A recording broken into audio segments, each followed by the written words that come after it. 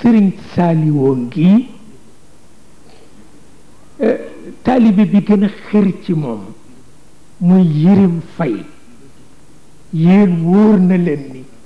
daan naa nekk tugal soxla dara ci sama armoire duma am kóolute ku ko ubbi lu dul Yirim te taalibe sëriñ Saaliwu la waaw am na nu fukki at ak ñett nekk ko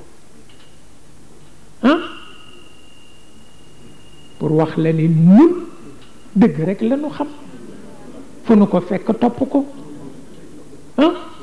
sëriñ Abdul Ahad loolu laa doxale woon sama digganteeg moom sëriñ Fallilu loolu laa doxale woon sama digganteeg moom sëriñ Cheikh Mbacke loolu laa doxale woon sama digganteeg moom sëriñ Saliou loolu laa doxale sama digganteeg moom mëgéey bu ma masaan ni dama bëgg yónnee addiya sama waa kër sëriñ ca gànnaar ma dindi sama participation jox ko ndax na mu bëggee barke noonu laa bëggee barke. Yirim Fay ci daayiraam bu ñuy def gàmmu bu dee yóbbu participation ma dindi sama participation jox ko ndax ni mu bëggee barke noonu laa bëggee barke.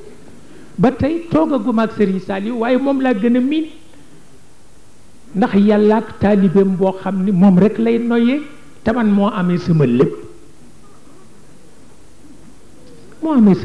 bu ma tukkee moom lay dénk bu muy yónnee ci moom lay yónni maa ko yar depuis 13 ans mi ngi nekk ak man taxul mu bàyyi pas-pasam ma itam maa ngi ci sama pas-pas tuddee na ma doom tuddee sama doom foofu la mën a yem il faut le dire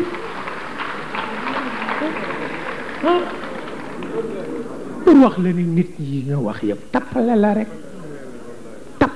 rek waaw